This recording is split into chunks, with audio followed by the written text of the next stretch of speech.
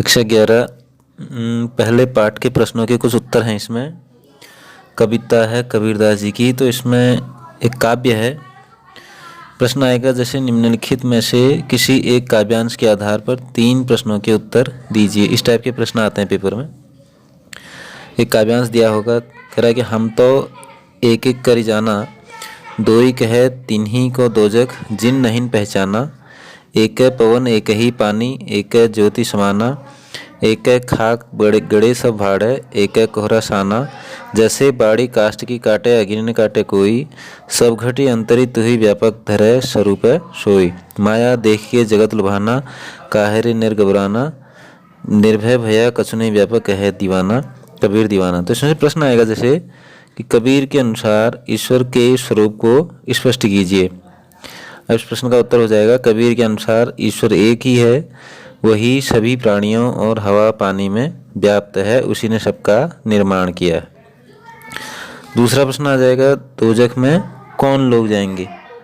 तो इसका उत्तर हो जाएगा, जो लोग ईश्वर को मानते हैं अर्थात उसे नहीं पहचानते, जो ईश्वर को दो मानते हैं, अलग अलग मानते हैं, उसे नहीं पहचानते, वही लोग दोजख में जाएंगे। अगला प्रश्न है, ईश्वर दो नहीं हो सकते, इसे कबीर ने बढ़ई के दृष्टांत से कैसे स्पष्ट किया है?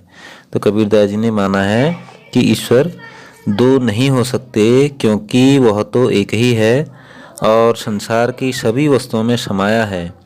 जैसे बढ़ई लकड़ी को काट सकता है किंतु उसमें निहित अग्नि को नहीं काट सकता है। लकड़ी के अंदर आग भी होती है, तो लकड़ी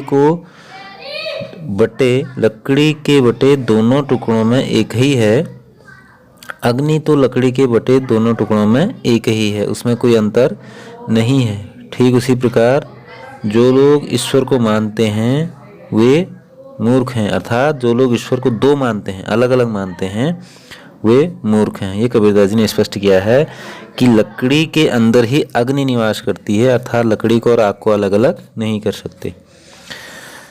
संसार को गर्व क्यों हो गया है? अगला प्रश्न कबीरदास जी के पाठ में से कि संसार को गर्व क्यों हो गया है?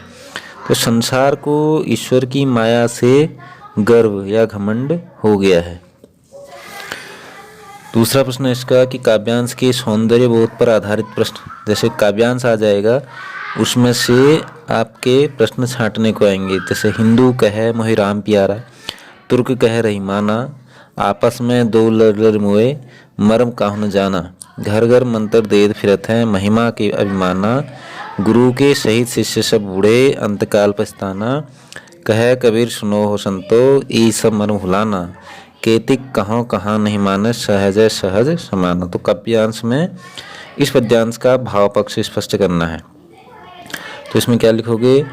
इस पद्यांश में कबीर ईश्वर के नाम पर हिंदू और मुस्लिम के आपस में लड़ने की आलोचना करते हैं। वे दोनों लड़ लड़ करके मर जाते हैं किंतु उस ईश्वर के मर्म को नहीं जान पाते। पॉइंट है इसमें एक, जो पाखंडी लोग घर घर जाकर लोगों को परमात्मा के ज्ञान का गुरु मंत्र बांटते फिरते हैं, अपनी महिमा बढ़ाने का प्रयास करते हैं, वे सभी ढोंगी, अभिमानी और पाखंडी हैं। ऐसे अज्ञानी गुरु और शिष्य दोनों ही भवसागर में डूब जाएंगे। अगला पॉइंट है, ईश्वर सहज साधना से मिल सकता है। संत लोग सहज सरल और स्वाभाविक प्रेम में उसमें लीन हो सकते हैं। तो ये हो गया इसका भाव पक्ष। पद्यांश के शिल्प सौंदर्य को स्पष्ट कीजिए। तो पद्य की भाषा हृदय पर चोट करने वाली, बेलाग विलौस तथा स्पष्ट है। संपूर्ण पद में व्यंग अंतरधारा की तरह विद्यमान है। घर घर और लरी में पुनरुक्ति प्रकाश, अर्थात जो बार बार यूज आ रहा है शब्द, पुनरुक्ति प्रकाश अलंकार है। अनुप्रास की छटा भी इसमें मनोरम एवं आकर्षक अनुप्रास अलंकार भी देखने को मिलता है। जैसे पीपर पाथर पूजन, साखी शब्द ही, घर घर मंत्र तेत फिरत, शहीद शिष्य सब कह कबीर, केति कहो कहानी मान, सहजय समाना सहज समाना। इसमें अनुप्रास अलंकार का प्रयोग किया गया है। अनुप्रास का मतलब जब एक अक्षर की आवृत्ति बार बार होती है वहाँ पे अनुप्रास अलंकार होता है।